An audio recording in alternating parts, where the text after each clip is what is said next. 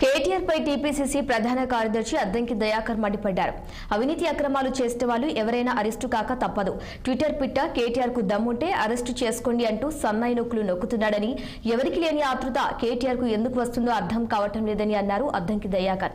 ప్రజల సొమ్ము లాక్కొని దోచుకుంటే ఖచ్చితంగా అరెస్టు తప్పదు.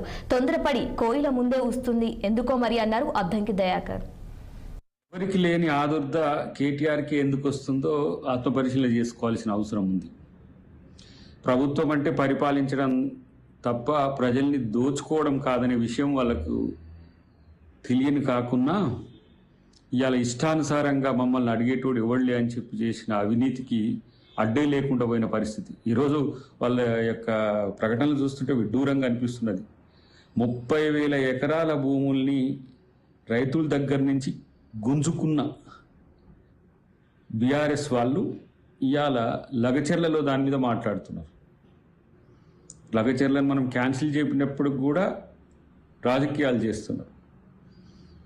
హైదరాబాద్ చుట్టూరా ఉన్న అసైన్ భూములు, శిఖాలు, లావణి పట్టాల భూములకు సంబంధించి, భూదాన్ భూములకు సంబంధించి ఎన్ని వేల కోట్ల